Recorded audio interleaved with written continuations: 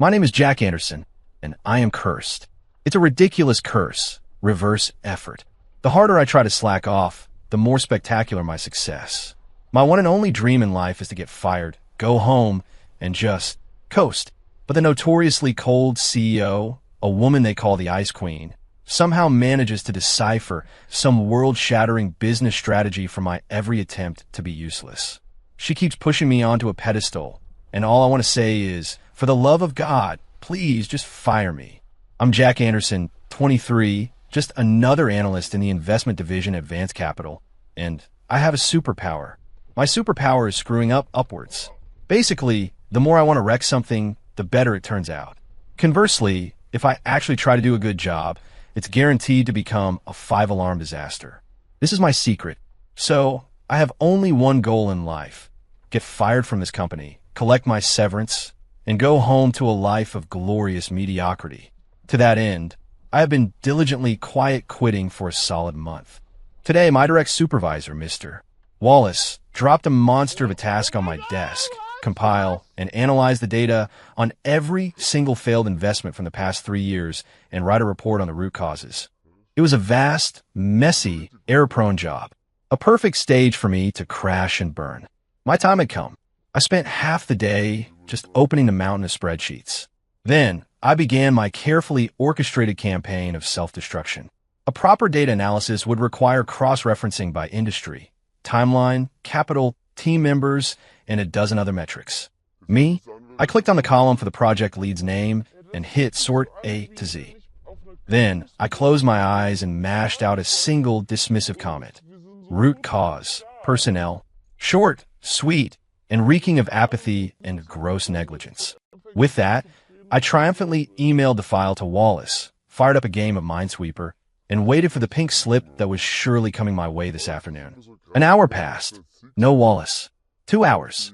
The office remained placid. It wasn't until 10 minutes before closing that Wallace came tearing toward my cubicle, his normally exhausted face flushed with a wild, feverish excitement. He grabbed my shoulders, shaking me so hard my teeth rattled. His voice trembled.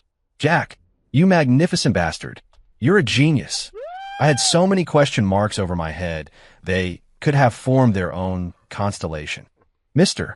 W. Wallace? What are you talking about? Don't play dumb." Wallace jabbed a finger at his computer screen. "I read your analysis. It's a stroke of genius. An absolute masterstroke." I leaned in to look and nearly swallow my tongue. On the screen was my one-click sorted spreadsheet. Wallace, spraying spittle in his excitement, explained, "See, you sorted it by the first letter of the project lead's name." I didn't get it first, but then I saw it. The leads on the failed projects. Their last names are all concentrated in clusters. L, S, W, Z. Do you know what that means? What could I possibly know? I just knew the alphabet. Before I could answer, he did it for me. I checked. Every single one of them. They were all poached from our top competitor, Apex Investors. Your report, using the simplest, most impossibly elegant method, uncovered a massive secret none of us ever saw. We have corporate spies in our ranks. He paused for breath, then pointed to my one-line comment: root cause, personnel. His eyes were practically overflowing with reverence. And this comment, straight for the jugular. It identifies the problem without spelling it out, giving the higher-ups room to handle it discreetly. Brilliant. Absolutely brilliant. My mouth hung open. My entire worldview was crumbling. "You have got to be kidding me." Wallace clapped me on the shoulder, his face glowing with pride. "Jack, I underestimated you. I thought you were just another kid, but you're the one playing the long game. I've already sent your report to the CEO's office. Keep it up. The sky's the limit for you." He walked away, humming, practically skipping. I sat frozen at my desk, watching the digital clock in the corner of my screen tick toward 5. The evening sun cast long shadows through the blinds, striping my face. I didn't get a termination notice. What I got was a company-wide email praising my outstanding contribution and a $3,000 bonus. Why was my life so hard? The next day, I walked into the office with 2 black eyes from a sleepless night. The $3,000 bonus felt like a slap in the face. It left my head spinning. Not only was I not fired, I was now the company's rising star. The moment I stepped through the door, I felt it. All eyes on me. My coworkers' gazes were a complex cocktail of curiosity, admiration, and even a little fear. Morning, Jack. Hey, congrats, man. Even the receptionist, who usually treated me like I was part of the furniture, gave me a dazzling smile. I gave a numb nod and trudged to my desk. A steaming cup of fresh coffee was waiting for me. My best friend and fellow cubicle dweller, Dave Miller, sidled up to me, his expression fawning. He pushed his glasses up his nose and whispered, "Dude, level with me. Are you like some billionaire's kid playing undercover boss or something?" Dave was the only one who knew about my complete lack of ambition, but even he had no idea about the bizarre nature of my curse. I sighed, slumping on my desk. "I just want to get fired, Dave. Is that so hard?" He gave me a look that said, "I get it. Wink, wink, nudge, nudge." He patted my back. "It's cool, man. You don't have to keep up the act with me. It's that great hermit hides in the city vibe. A guy like you is above chasing promotions and titles. From now on, I'm your guy. You point, I'll shoot." I saw the glint of hero worship in his eyes and shut mine in despair. Was there any hope left for this world? The atmosphere in the morning meeting was strange. Wallace had saved me a seat right next to him, an honor I had never before received. Running the meeting was the head of Vance Capital herself, the legendary Ice Queen CEO, Catherine Vance. I had only ever seen her once, from a distance, at the annual company party. Today, she wore a flawlessly tailored black pantsuit, her long hair pulled back in a severe bun that showed off her smooth forehead and a neck like a swan's. Her features were individually stunning, but together, they projected an aura of impenetrable coldness. She sat at the head of the table, her gaze sweeping across the room. The temperature seemed to drop a few degrees. When her eyes landed on me, they lingered for about 2 seconds. It was a look of appraisal, of analysis, devoid of any emotion, as if she were studying an inanimate object. Alarm bells went off in my head. This was her. This was the woman who was going to fire me. The agenda moved forward item by item. Finally, they got to the discussion about the corporate spies. Wallace cleared his throat, sang my praises about the genius report one more time, and then changed tack. "The credit for exposing this cancer in our organization goes entirely to Jack Anderson. And now, we'd like to hear Jack's thoughts on how we should proceed." Instantly, every head in the room turned to me. I felt like I was being roasted over an open flame. "Wallace, you traitor! What thought could I have?"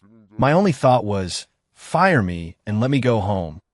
Catherine Vance's icy gaze fixed on me, carrying a subtle weight. My mind went blank. My survival instinct, no, my self-sabotage instinct, kicked in, and the words tumbled out of my mouth. "I think we should give them a second chance." The moment I said it, the conference room fell into a dead silence. Wallace's face turned a pale shade of green. Showing mercy to corporate spies? That was career suicide 101. I celebrated internally. This had to be it. They'd see me as some bleeding heart idiot and show me the door. Fire me. Now. Do it. But at the head of the table, for the first time, a flicker of something disturbed the placid surface of Catherine Vance's eyes. She leaned forward slightly, her gaze locked on mine. Her voice was cool and crisp. "Your reasoning?" I decided to go all in and started talking pure nonsense. Well, they were just trying to make a living. And besides, blowing this up into a huge scandal would be bad for the company's reputation. Why don't we send them to spearhead our expansion into the Rust Belt? It's a tough market out there, so it's kind of punishment. And if they actually manage to build something, it would be a way for them to earn back their place. Sending corporate spies to launch a new market initiative, the idea was weapons-grade stupid. I could practically see the thought bubble over Wallace's head. We're so fired. I sat back down, satisfied, ready to embrace the end of my professional career. You could have heard a pin drop. After a long moment, Catherine's cool voice broke the silence. This time, it held a note of something I couldn't quite decipher. Interesting. She tapped the table once, a gesture of finality. "We'll do as Jack says. Meeting adjourned." With that, she stood up and, under the astonished gaze of everyone in the room, walked directly toward me. She stopped right in front of my chair. Her height created an invisible pressure. A faint, cool, clean scent drifted into my nostrils. My office. Now, the CEO's office was on the top floor. Through the massive floor-to-ceiling windows, The entire city sprawled out in a glittering panorama.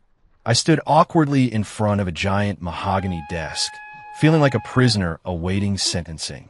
Catherine Vance sat across from me, her fingers steepled, those sharp eyes fixed on me.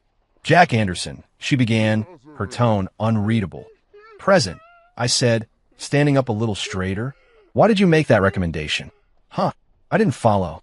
Sending those men to the Rust Belt, she clarified. Here it comes. The interrogation. I took a deep breath and stuck to my script of self-destruction. I just believe in giving people a second chance. You know, live and let live. The corner of Catherine's mouth seemed to twitch, almost imperceptibly. Is that all? That's all, I said with firm conviction. She fell silent. The only sound in the office was the low hum of the air conditioning. Every second stretched into an eternity. I could feel a cold sweat trickling down my forehead. Just as I thought the 5 most beautiful words in the English language, "You're fired, get out," were about to be spoken, she pulled a file from her drawer and slid it across the desk toward me. This is a corporate social responsibility initiative the company has had on the back burner for a while. It's about funding and building a community center and school in an underserved community in West Virginia. We never had the right person to lead it. I glanced down. The title on the folder, The Phoenix Project, seemed to mock me. A knot of dread formed in my stomach. I had a very bad feeling about this. The project is yours now, Catherine said, her voice leaving no room for argument. My head snapped up, my face a mask of disbelief. Me? No way, Ms. Vance. I can't. I have no experience. Your Mercy is a perfect fit for this project, she said flatly. And as for your idea of sending those men to a new territory, excellent. They can go with you to West Virginia and build that school as a way to atone. If they don't get it built, they don't come back. I was completely dumbfounded. What was this? A triple play. Not only was she not firing me, she was promoting me to project manager and turning my idiotic, off-the-cuff remark into actual company policy. Catherine saw my stunned expression and seemed to misinterpret it. She stood and walked to the window, her back to me. Jack, I've seen your resume. State school, average grades. You've been here a year, performance mediocre at best. But that report and your suggestion in the meeting today, those are not the actions of a mediocre person. She turned around, her eyes dark and intense. You suggested sending them to West Virginia. On the surface, it looks like you're letting them off easy.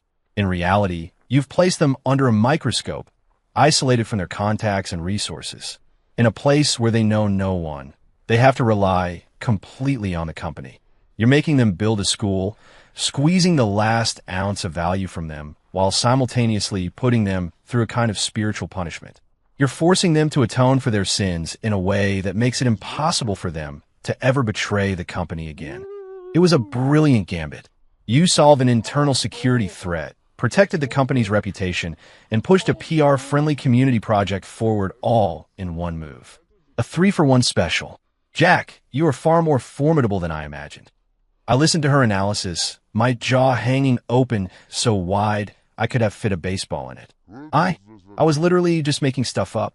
Ms. Vance, you've really misunderstood. No need to explain. Catherine cut me off. I don't care why you were hiding your talents before. From now on, I need them. This project is your audition. Do it well, and I'll give you what you want. Fail. She didn't finish the sentence, but her glacial stare said it all. I walked out of the CEO's office like a zombie, clutching the file for the Phoenix Project. It felt like it weighed 1,000 pounds. Dave immediately ran up to me, his face alight with gossip and excitement. Jack, so, did she give you a promotion? A huge raise? Put you in charge of something big? I looked at him, tears welling in my eyes. She's sending me to West Virginia to build a school. Dave blinked. Then a look of profound understanding dawned on his face. He gave me a thumbs up. Brilliant. Absolutely brilliant. She's sending you out to the field to get some grassroots experience. She's grooming you to take over the company. Dude, this is the classic heir apparent goes undercover storyline. My vision went black. I nearly passed out. Please, for the love of all that is holy, stop psychoanalyzing me. The plan to build a school in West Virginia was fast-tracked. I was the project manager, leading a team of the very corporate spies I had inadvertently exposed. It was, by any measure, the weirdest team ever assembled.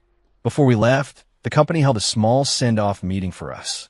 My departmental rival, Kevin Price, gave me a smirk that didn't reach his eyes. "Congratulations, Jack, running your own show at such a young age. I hear the weather's rough out there. Try to take care of yourself." Kevin had seen me as a threat ever since my stroke of genius with the report. The glee in his voice was palpable. I wished he would say more, maybe question my abilities in public, start a fight, and get me kicked off the project. But before I could open my mouth to add fuel to the fire, Dave stepped in front of me like a bodyguard. "What do you know, Kevin? Jack's on his way to do something that matters. A petty little office politician like you could never understand his ambition." Dave was practically vibrating with righteous indignation. Kevin's face turned purple. "You." I quickly pulled Dave back, terrified he was going to ruin my chance to fail, or rather, to succeed. At the end of the meeting, Catherine Vance appeared. She was in her usual sharp suit, silent, standing in a corner. When the meeting broke up, she called me over. "Are you ready?" she asked. "Yes, Ms.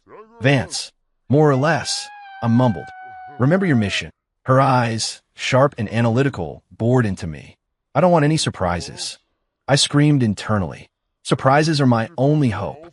The moment the plane door opened, a wave of hot, dusty air hit me in the face.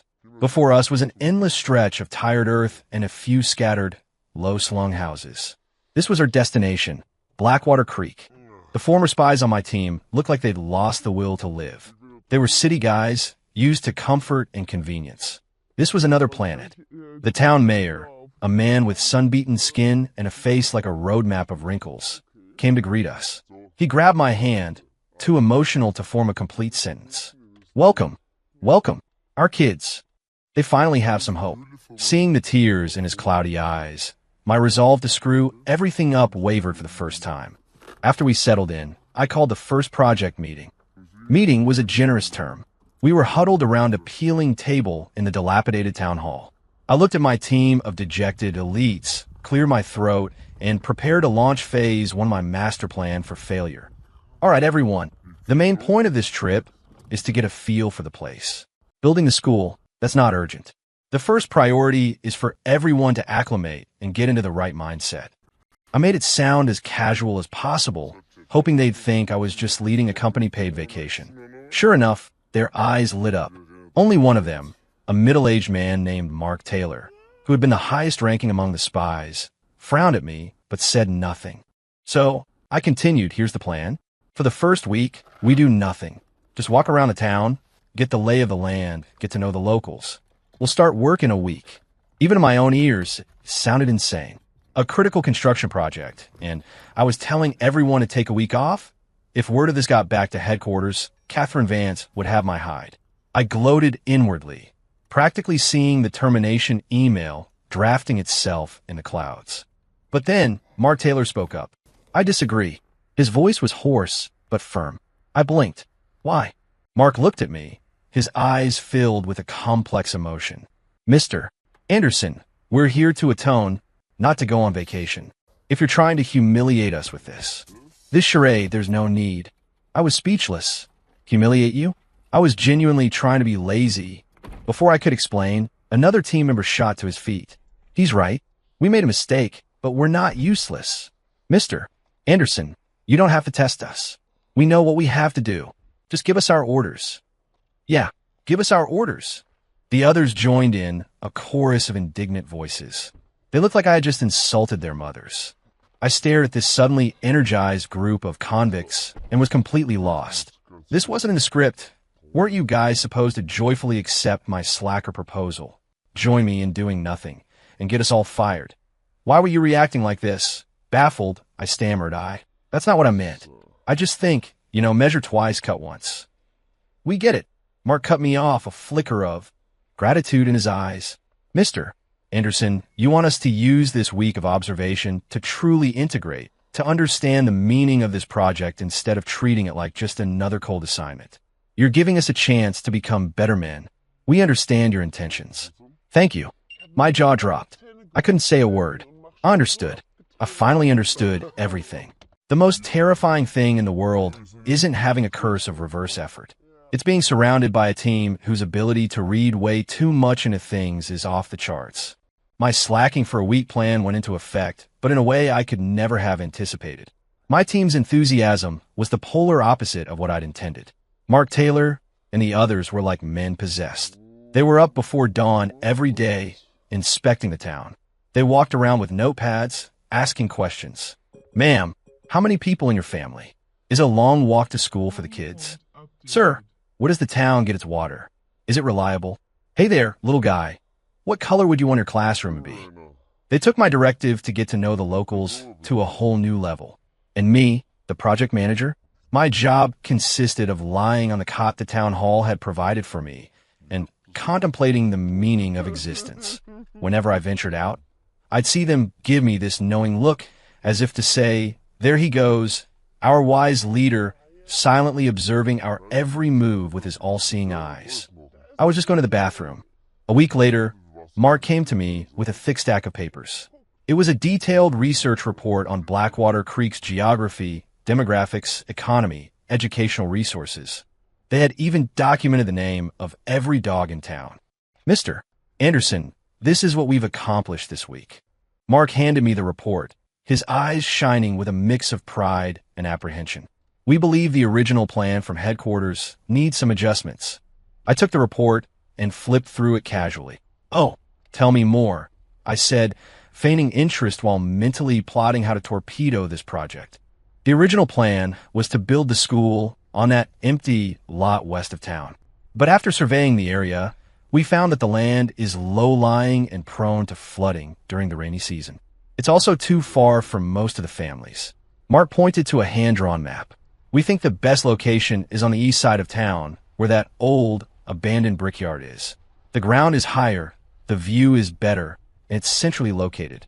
The only downside is that demolishing the old structure and prepping the foundation will add a significant cost to the budget. A bigger budget.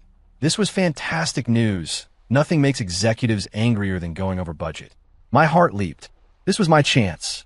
I cleared my throat, adopting the tone of a rigid bureaucrat. Absolutely not.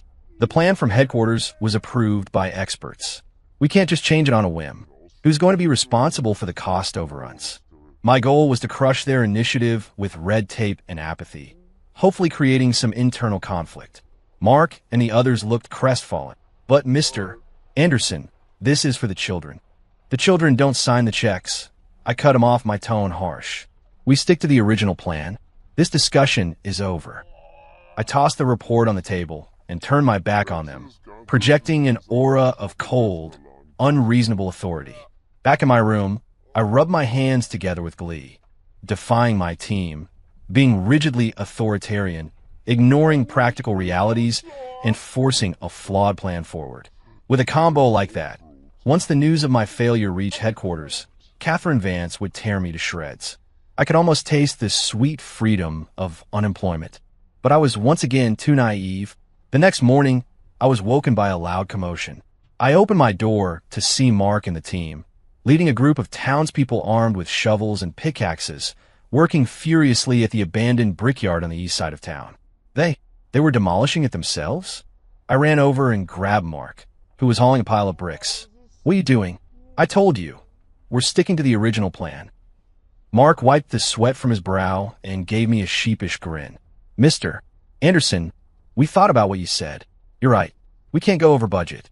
So, we're doing the demolition and foundation work ourselves. It won't cost the company a dime. He gestured to the energetic townspeople. As soon as they heard it was to build a school for their kids, they all volunteered to help. I looked at the bustling scene, at the smiling faces of the locals and my convict employees, and the world started to spin. Why? Why does every single one of my attempts at self-destruction turn into an inspiring anthem of unity and perseverance? Just then, my satellite phone rang.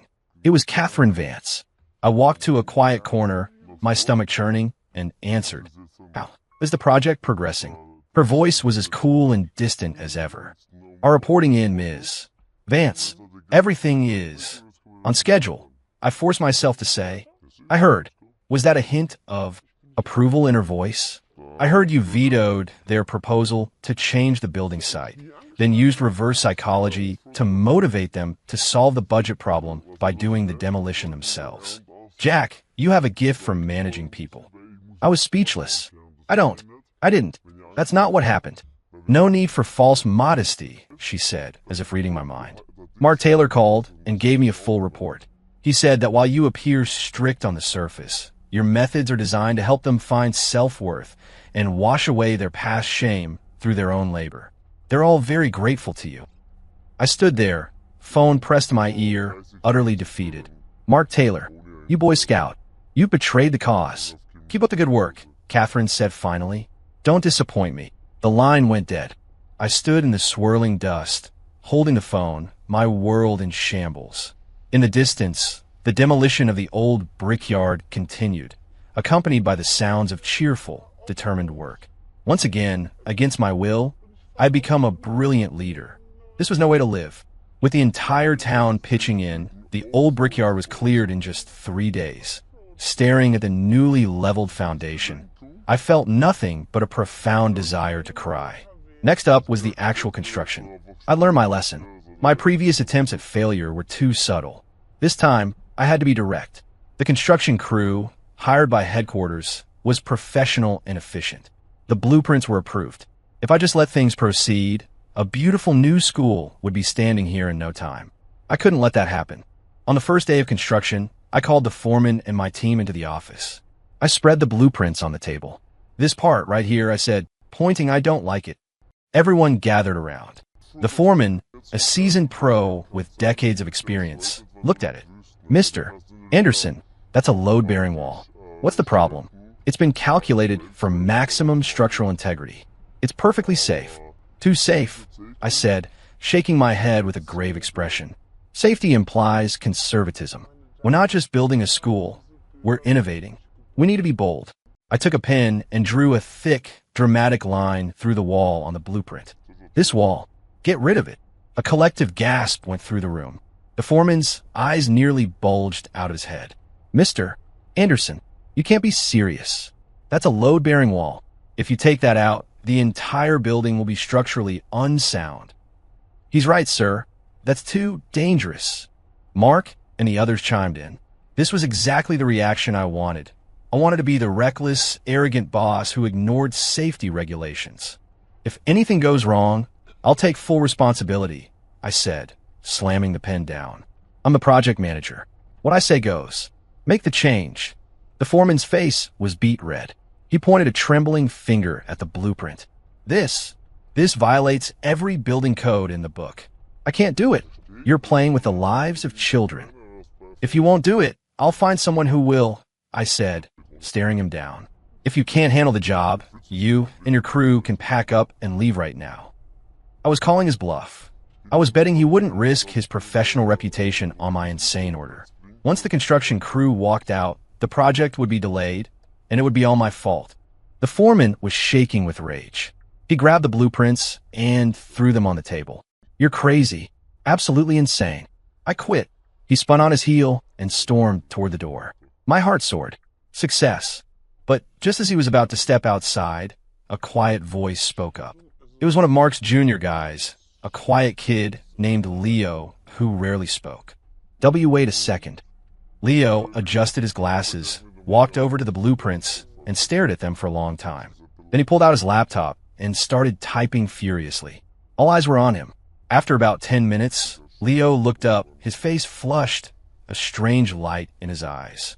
I think I get it. He pointed to the wall I had crossed out. Mr. Anderson isn't just removing a load-bearing wall. He's proposing we switch from a traditional masonry structure to a frame shear wall system. I blinked. A what system? Leo wasn't looking at me. He was excitedly explaining to the foreman. Sir, look, by removing this central wall, he's implicitly suggesting we reinforce the corner nodes with structural columns. That way, the walls themselves are no longer the primary load-bearing elements. They become simple partitions. This frame shear wall system has a much higher seismic rating than traditional masonry. That's critical in this part of the country. He grew more animated. Plus, without fixed load-bearing walls, The interior spaces can be more flexible and open, which means better natural light for the classrooms. Mr. Anderson, you've thought of everything. The foreman was stunned. He snatched Leo's laptop, studied the model on the screen, and his expression shifted from anger to confusion, to shock, and finally, to profound respect. He slapped his thigh. I see it. I see it all now. Brilliant. Absolutely brilliant. A simple change that results in a massive upgrade to both structure and function. Mr. Anderson, I apologize for my unprofessional outburst. And then, to my utter horror, he bowed deeply to me. I stood frozen, a statue of disbelief. I'm not. I really just wanted to knock down a wall and collapse the whole project. What is wrong with you people? Are your brains running on some kind of supercomputer? Why do you always manage to interpret my idiotic actions as strokes of profound genius? My plan for self-destruction had, once again, in a way I could not possibly comprehend, been transformed into a shining example of brilliant leadership. The construction crew didn't leave. Instead, they threw themselves into their work with the fervor of religious converts. They looked at me like I was the Frank Lloyd Wright of West Virginia. I was emotionally exhausted. Thanks to the crew's superhuman efforts, the school's main structure was completed in record time. Looking at the beautiful, sturdy frame of the new building, I felt only despair. All my carefully laid plans for failure had backfired spectacularly. I was starting to have an existential crisis. Was I destined for greatness? No, I refused to believe it. All I wanted was to be a bum. That night, I sat alone on a pile of scrap lumber, drinking and staring at the moon. The mayor had given me a jar of his homemade moonshine. It went down like fire. I needed it to numb the pain of my repeated, accidental successes. After a few glasses, the world started to tilt. A wave of self-pity washed over me. I yelled out into the empty darkness. Why? Why can't I just get fired? I don't want to be a hero.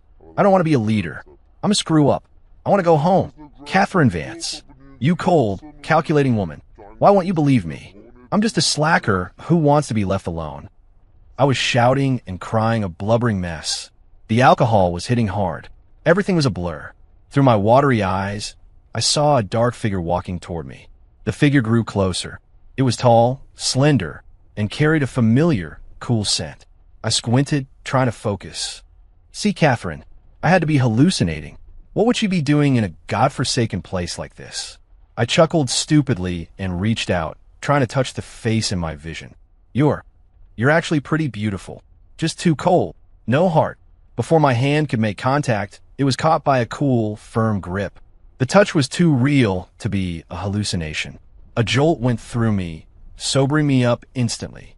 There, bathed in moonlight, was Catherine Vance's flawless face, just inches from mine.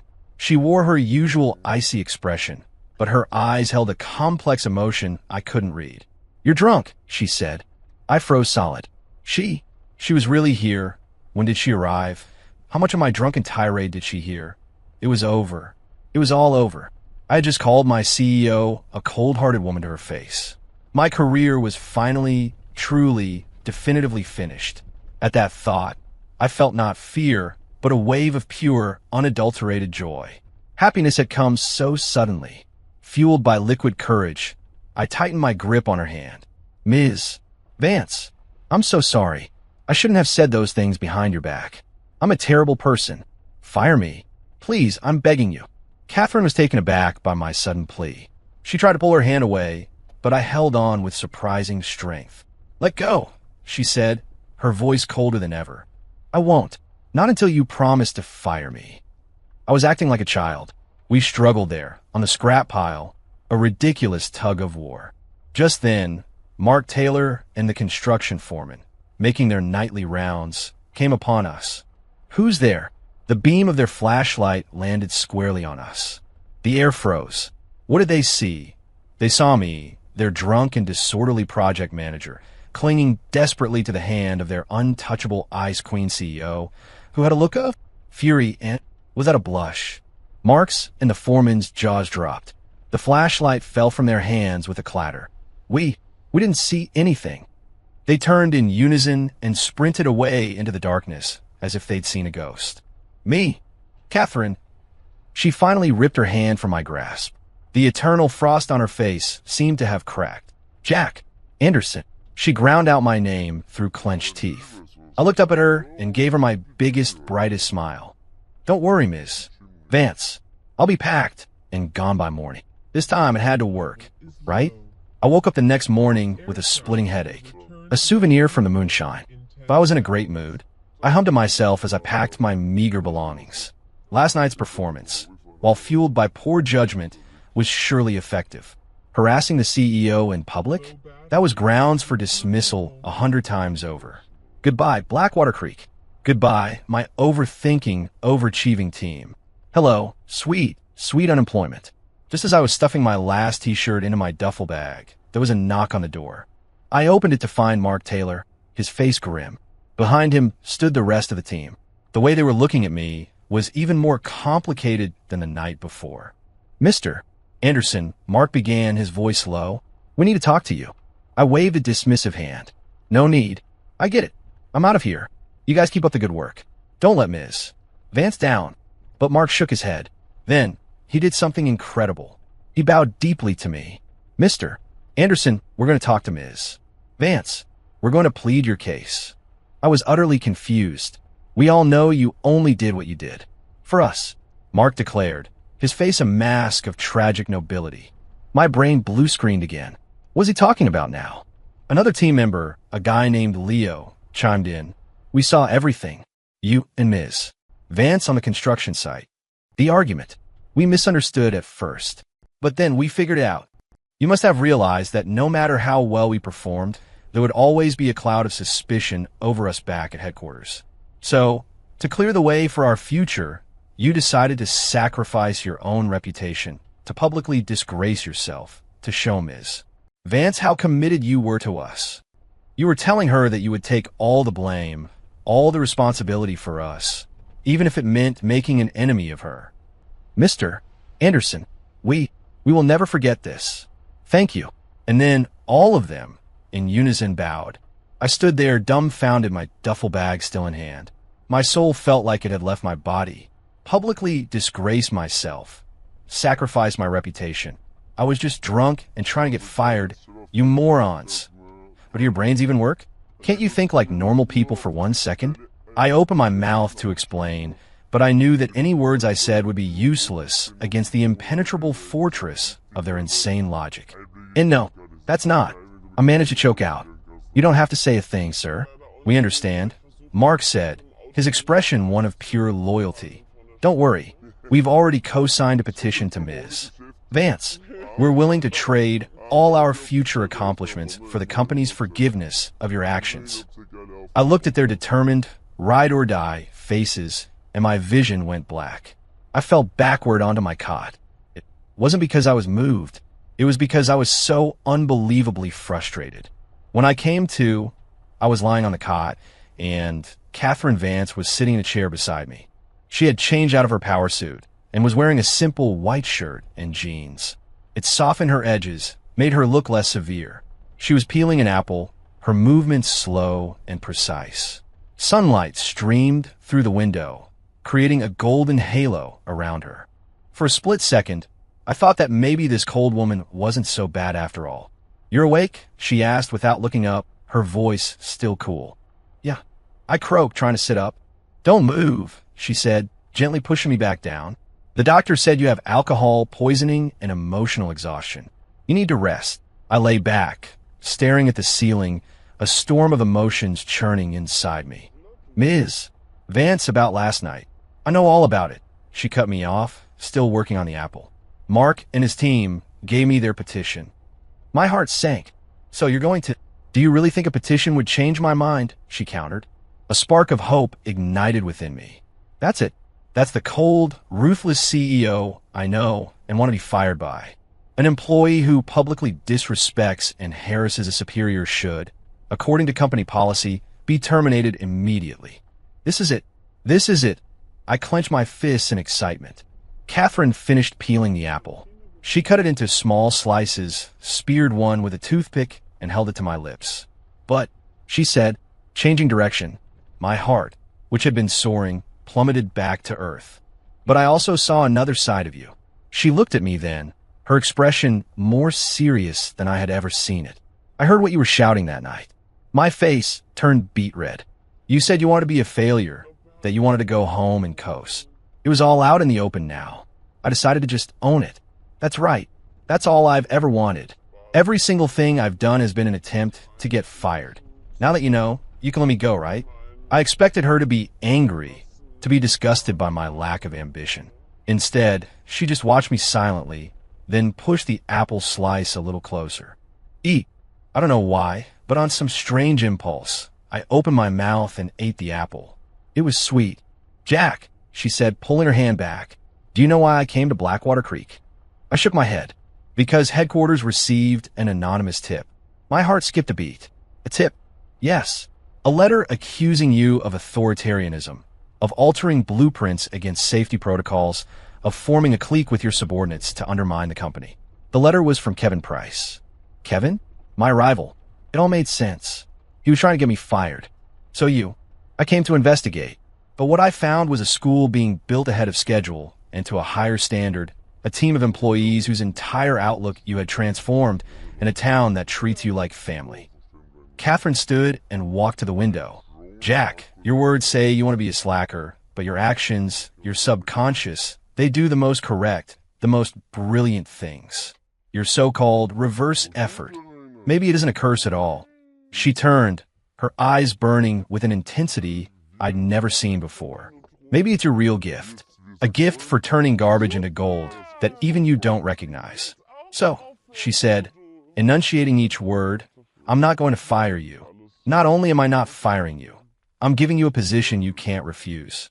Starting today, you are my chief special advisor. You'll report directly to me when we get back to headquarters. In that moment, I felt my world collapse. In the end, I was brought back to headquarters. As a returning hero, the Blackwater Creek School project, thanks to my series of accidental masterstrokes, was finished a third ahead of schedule and came in 20% under budget, all while exceeding every quality standard. The craziest part? Mark Taylor and the other ex-spies, after their re-education through labor, returned as changed men. They requested transfers to the company's most challenging divisions and became model employees. And me, the man who had orchestrated all these miracles, became a legend at Vance Capital. I was appointed Chief Special Advisor, a title no one had ever heard of. My office was right next to Catherine's, separated only by a frosted glass door. My job description was insultingly simple. I had no job description. Catherine's only directive to me was, just be yourself. She seemed to have completely bought into her theory about my subconscious genius, believing that if she just let me exist in a state of pure, unadulterated laziness, I would somehow conjure up endless streams of inspiration and miracles for the company. So, my daily routine became, morning, play video games on the company's top-of-the-line computer. Noon, enjoy a complimentary 5-star meal at the executive dining room. Afternoon, take a nap in my $10,000 ergonomic chair. Occasionally, Catherine would drag me into a meeting, seating me in a corner to absorb inspiration. I spent the entire time daydreaming about what to have for dinner. To an outsider, it was a dream job. Only I knew the sweet agony of this gilded cage.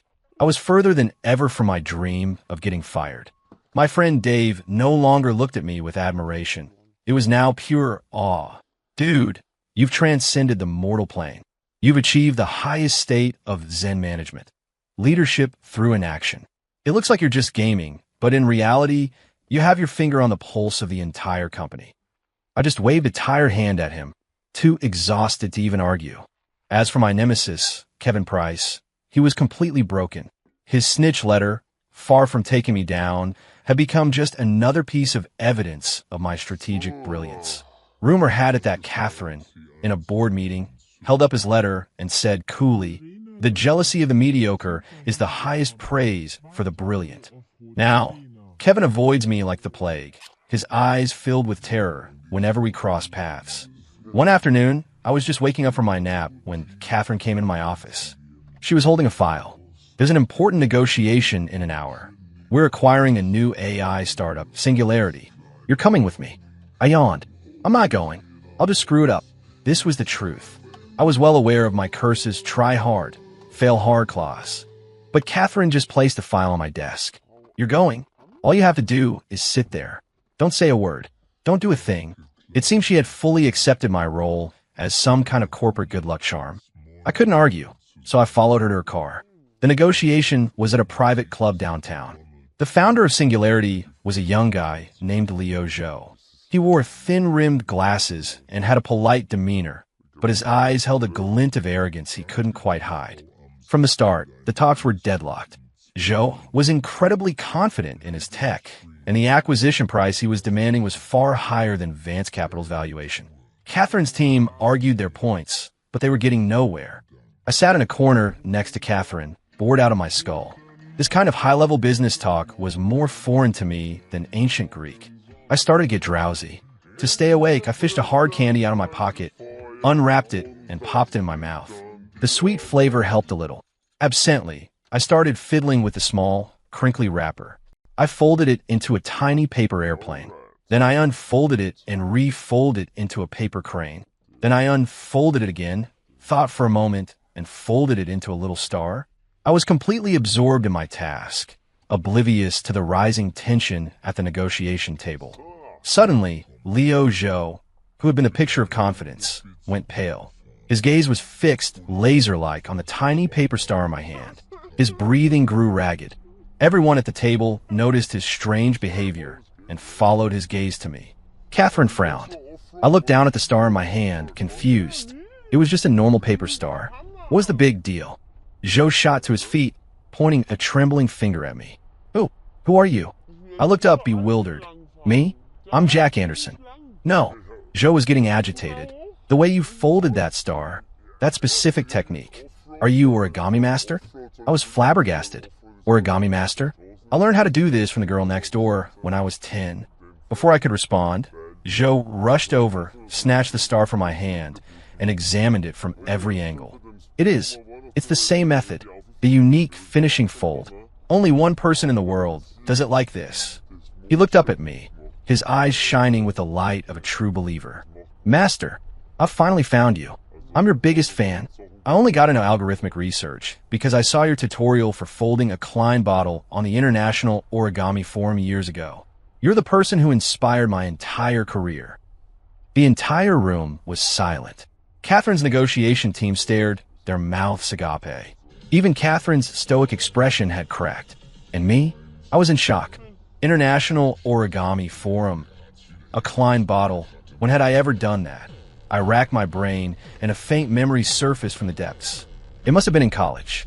I was trying to avoid studying for a final, so I spent an entire night trying to fold a mathematically impossible Klein bottle from a single sheet of paper. I messed around with it for hours, failed miserably, and then, as a joke, I posted a series of pictures of my failed steps on some obscure international forum with the title An Impossible Task. Then I went to bed. I failed that final, by the way. Could that be what he was talking about? Zhou is still gushing. Master, do you realize? Your tutorial, which you presented as a failure, was filled with such brilliant topological logic. It was a revelation. The core algorithm for my company, the infinite fold algorithm, was inspired by that very post. I've always wanted to find you, to thank you in person. I can't believe I'm meeting you here. It must be fate. He turned, grabbed the contract from the table, and signed his name with a flourish.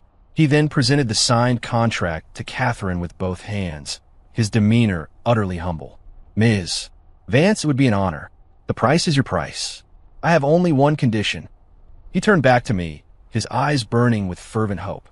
I wish to have the opportunity to learn from the master from time to time. Catherine took the contract, glanced at it, then looked at me. Her expression was a universe of confusion. A negotiation that should have cost hundreds of millions of dollars and weeks of work was concluded in minutes, all because I folded a candy wrapper into a star out of boredom. And we got it at a discount. The ride back to the office was dead silent. I huddled in my corner of the back seat, afraid to look at Catherine. I was beginning to think my life was no longer governed by the laws of physics. After a long time, Catherine finally spoke, her voice laced with a weariness I'd never heard before. Jack, here. How many other secret identities do you have? I wanted to cry. Ms. Vance, I honestly have no idea. After the Origami Master incident, my status at the company transcended legend and entered the realm of myth. There were now 3 dominant theories about me circulating through the office grapevine. Theory 1.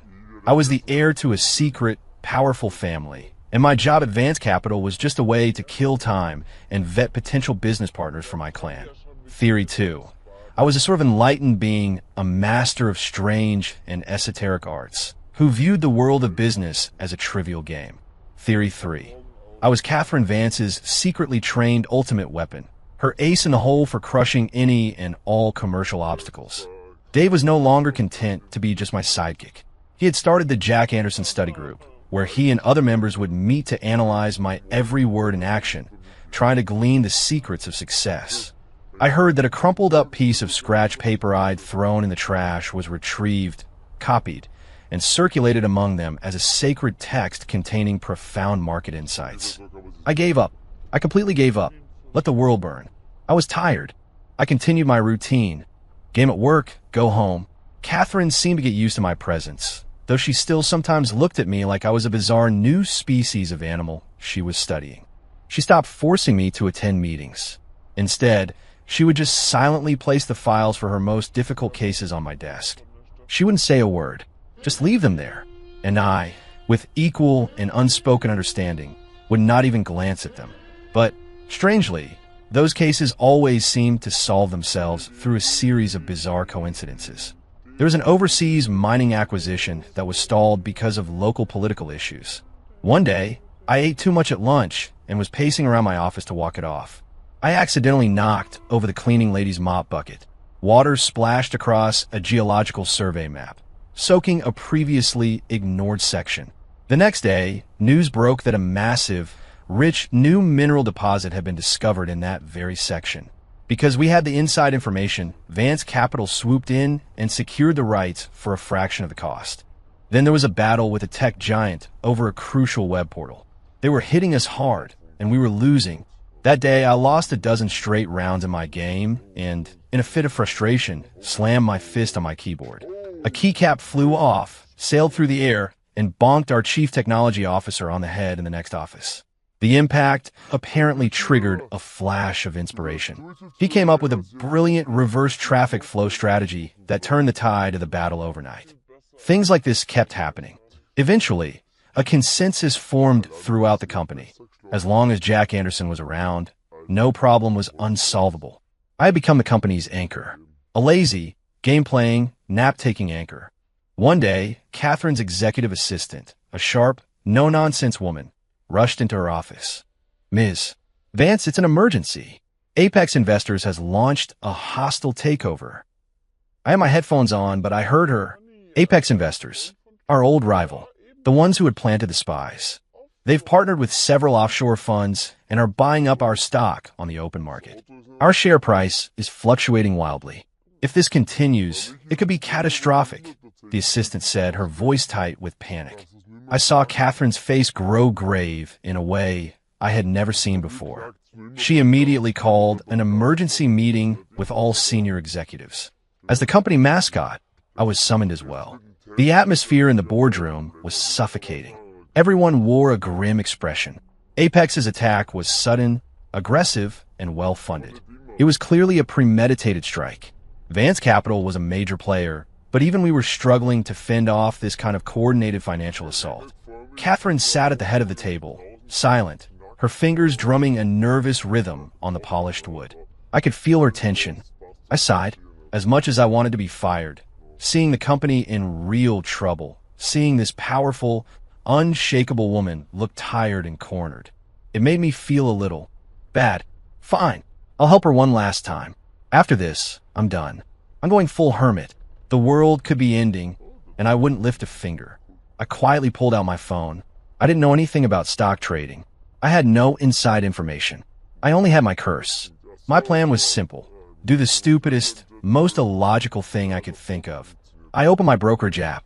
I had about $100,000 in it, my entire savings from the past few months. I looked at the jagged roller coaster line of Vance Capital's stock price and took a deep breath.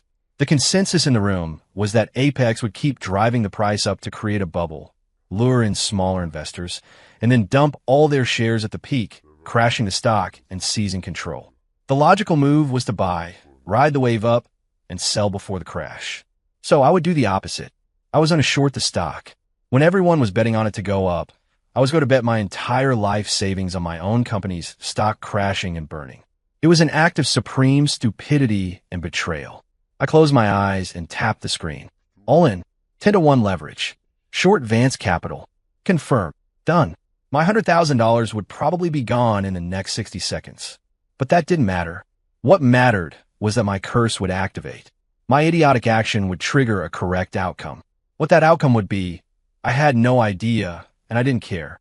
I put my phone away, leaned back in my chair, and closed my eyes. I done my part. The rest was up to fate. The boardroom was still deathly quiet. Suddenly, one of the financial analysts leaped to his feet, pointing at a monitor, his voice cracking.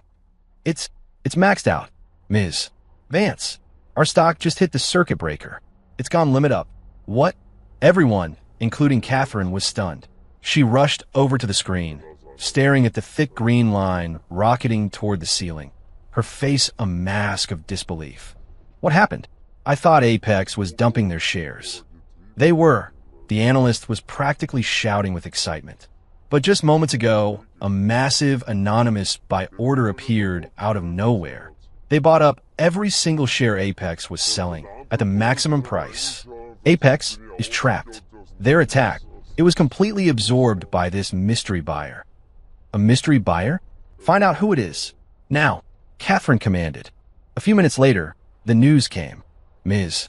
Vance, we've traced it. It's a fund managed by Berkshire Hathaway. What? Now, even Catherine couldn't maintain her composure. Warren Buffett? Why on earth would he suddenly intervene to save Vance Capital? It made no sense. Just then, Catherine's private cell phone rang. It was an international number she didn't recognize. She hesitated, then answered. An elderly but strong voice, speaking English, came through the line. Catherine's expression went from confusion to shock to utter bewilderment. When she hung up, she seemed to be in a daze. She slowly walked back to her seat. Everyone watched her, holding their breath. Ms. Vance, was that Mr. Buffett?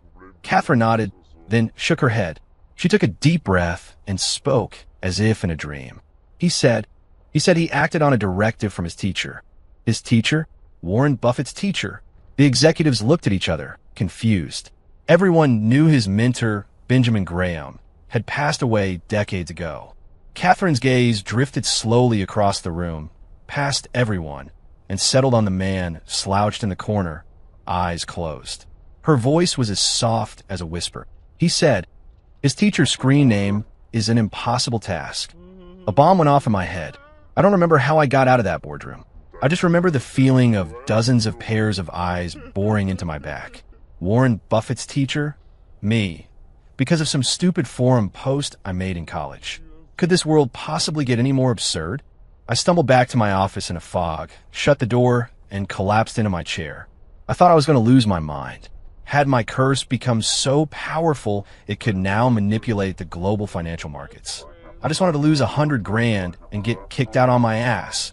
How did it come to this? A few moments later, my office door opened. It was Catherine. She came in and locked the door behind her. She stood in front of me, silent, just looking at me with an incredibly complex expression. It was a mix of shock, curiosity, and even a little defeat. We just stared at each other. The silence was deafening. Finally, I couldn't take it anymore. Okay, I said, holding up my hands in surrender. I confess. I'll tell you everything. I'm not some secret genius. I'm not a prodigy. I'm a complete and utter fraud. A slacker who just wants a simple life. I have this condition, this curse. The harder I try to do something right, the more I screw it up. And the more I try to fail, the more I try to be an idiot, the better things turn out.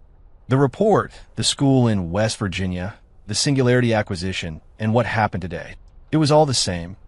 I shorted our stock because I wanted to lose all my money to show you how stupid and disloyal I was, so you would finally fire me. I spilled out my entire secret in one long, breathless rush. I felt completely drained. It was all out there now. My last card had been played. To a smart, logical, data-driven woman like her, my explanation would sound like the ravings of a lunatic. She would think I was mocking her, insulting her intelligence in the most elaborate way possible. Then, she would fly into a rage and throw me out. A perfect ending. I closed my eyes, bracing for the verdict. But the explosion I was expecting never came. Instead, I heard a soft, quiet sigh. I opened my eyes. Catherine had walked over to my desk. She picked up the little star I had folded from the candy wrapper, holding it in her palm. "So," she said softly, "all this time, you really did want to be fired?" "Yes," I said, nodding emphatically. "And every brilliant decision you made was just you trying to self-destruct?" 100%. She was silent for a long time. Then, her shoulders started to shake. And then I heard the most incredible sound I had ever heard in my life. She was laughing, not a smirk or a cold chuckle. It was a genuine, uncontrollable peal of laughter. She laughed so hard she bent over, tears forming in the corners of her eyes. The Ice Queen, in that moment, completely melted. I stared at her, dumbfounded. It was the first time I had ever seen her laugh. I never knew she could look like that. It was beautiful. After a while, she straightened up, wiping a tear from her eye. She looked at me, her bright eyes still dancing with amusement. "Jack, do you know my entire life has been a plan? Everything has been a blueprint, every step calculated to perfection. I believe that everything in this world could be explained by logic and data, and then I met you. You're a bug in the system. A beautiful, chaotic, inexplicable bug that I can't predict, can't control, and can't understand." She walked toward me, leaned down, and placed her hands on the arms of my chair, trapping me in the space her presence created. She was so close I could see the individual strands of her long eyelashes, the tiny constellations reflected in her eyes. "Jack!" Her voice, for the first time, was soft. "I admit it. I lose. I lose to your illogical, ridiculous curse. So I've decided." She paused, a mischievous smile playing on her lips. "To stop being logical." And in the next second, a soft, cool, fragrant kiss landed on my lips. I froze. Again. The kiss was light and brief, a ghost of touch. But the impact on me was like a Category 5 hurricane. My brain crashed. All thought turned to mush. Catherine straightened up, a smirk on her face as she looked at my stunned expression. "So," she asked, "do you still want me fired?" I shook my head, then nodded frantically. "Yes, of course I do. What does that have to do with any of this?" "Too bad. You can't leave," she said, smoothing down her shirt, reverting to her cool CEO persona, though the amusement in her eyes was impossible to hide. "Why not?" I blurted out. "Because," she said, walking to the door and pulling it open. She glanced back at me. "From now on, winning you over is my most important KPI for the next decade. And I, Catherine Vance, never failed to deliver on a project." She walked out, leaving me completely and utterly lost in the storm. 3 days later, Vance Capital's stock, blessed by the Warren Buffett's teacher effect, had skyrocketed, doubling the company's market cap. Apex Investors was in ruins, and I, Jack Anderson, was still the chief special advisor. Except now, I had a new duty, having lunch with the CEO every day. My office had also acquired a few new items. A high-end tea set that Catherine had apparently won at an auction. A massive bookshelf filled with books I couldn't understand. And a cat tree. That afternoon, I was in the middle of a game when Catherine walked in. She was holding a fluffy, all-white ragdoll cat. The cat had big, sapphire blue eyes and was looking at me curiously. "His name is Slacker," Catherine said, placing the cat on the floor. "He's yours now." I watched the cat gracefully make its way to the cat tree, then looked back at Catherine, my mind struggling to keep up. "Ms. Vance, what is this?" "He fits your vibe," she said simply. "Also, company policy forbids office romances." I blinked. So, until you officially become my boyfriend, you need a chaperone." She pointed at the cat. "He'll be my spy to make sure you don't get any ideas about getting fired." I looked at the cat, who was already curled up on the cat tree, purring loudly. I wanted to cry. Now, even a cat was conspiring against my dream? "All right," Catherine said, as if suddenly remembering something. She took an object out of her pocket, and placed it on my desk. It was a shiny little star, folded from a candy wrapper, identical to the one I had made. "A gift for a gift," she said, and turned to leave. "Wait," I called out. She turned back. I looked at her, and with all the courage I could muster, I asked the question that had been bothering me for weeks. Why? Why did you really come to Blackwater Creek that day? Kevin's letter was just an excuse, right?